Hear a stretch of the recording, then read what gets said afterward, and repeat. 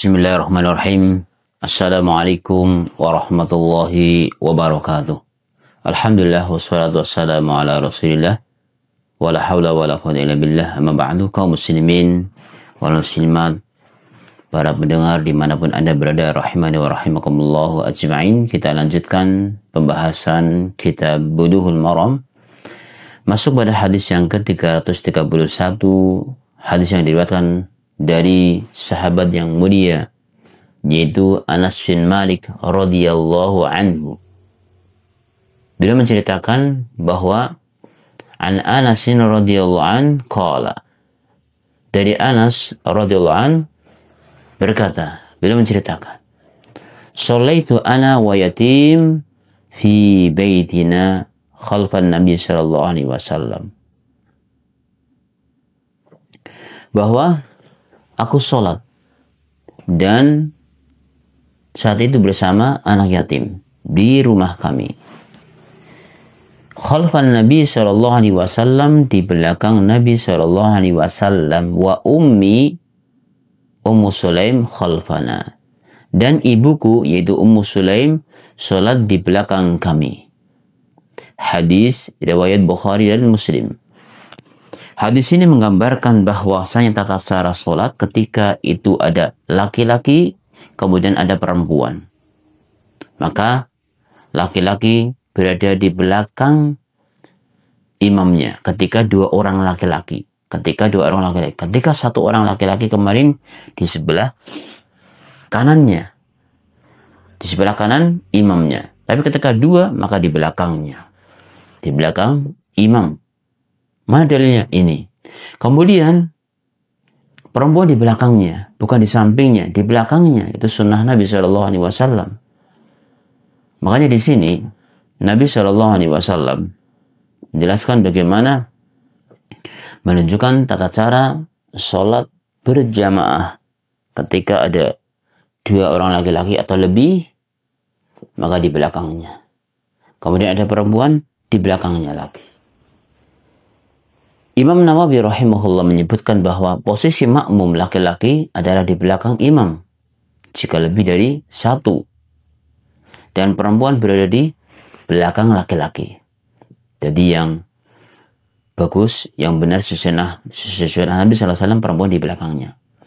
Maka suatu ketika kami bertemu dengan Syekh Al-Qadi ketika daurah di Ciawi, bagaimana ketika ada orang yang sholat perempuan dengan laki-laki berjejeran baris itu, ya, sejajar alias bukan depan belakang.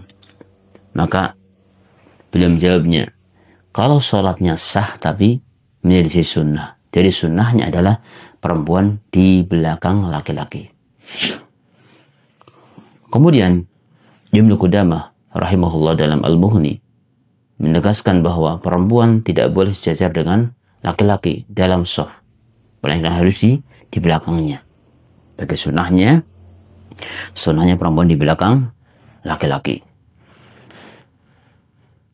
Ini kaum muslimin rahimani wa rahimakumullah ajma'in. Kalau lihat daripada penjelasan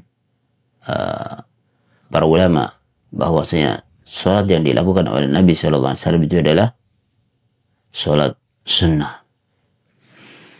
Di sini ada beberapa pelajaran diantaranya, pertama, tata letak shaf dalam sholat berjamaah di rumah, di mana laki-laki berada di belakang imam dan perempuan di belakang laki-laki. Yang kedua, bolehnya anak-anak menjadi makmum dalam sholat berjamaah. Artinya ketika anak-anak ikut sholat, diperbolehkan dan dipersilahkan ikut baris dalam barisannya. Ketika laki-laki tadi anak yatim kan yang belum balik, kemudian dia ikut baris, tidak mengapa. Kenapa? Karena contohnya sudah ada dari Nabi Shallallahu Alaihi Wasallam tadi. Jadi bolehnya anak-anak yang makmum atau menjadi makmum dalam sholat berjamaah. Anak-anak menjadi makmum dalam sholat berjamaah boleh. Anak yatim yang disebutkan dalam hadis menunjukkan bahwa anak-anak boleh itu berjamaah. Kemudian, sholat berjamaah di rumah diperbolehkan. terutama dalam kondisi tertentu seperti keterbatasan tempat atau keadaan khusus darurat. Sudah tertinggal, misal dia harus sholat berjamaah bersama keluarga di rumah, maka ketika sholat berjamaah posisinya seperti tadi. Ya. Kemudian juga pelajaran keempat adalah peran keluarga dalam membiasakan ibadah. Hadis ini menunjukkan bahwa keluarga Nabi SAW dan sahabat sangat memperhatikan pelaksanaan sholat bahkan di rumah. Berikan contoh sholat sunnah di rumah dan juga berjamaah di rumah. Ini sebagai contoh dalam keluarga. Wallahu ta'ala a'lam bishawab. Intinya kalau dari hadis yang kita bahas tadi adalah bagaimana tata cara barisan ketika sholat berjamaah. Di situ ada anak putra yang lebih dari satu, kemudian ada anak putri. Maka imam, kemudian di belakang yang anak putra, yang laki-laki maksudnya, 2 orang atau lebih, kemudian di belakang adalah yang perempuan. Wallahu ta'ala a'lam bishawab. Demikian yang sedikit ini semoga bermanfaat dan Allah mudahkan untuk mengikuti sunnah Nabi Shallallahu Alaihi Wasallam.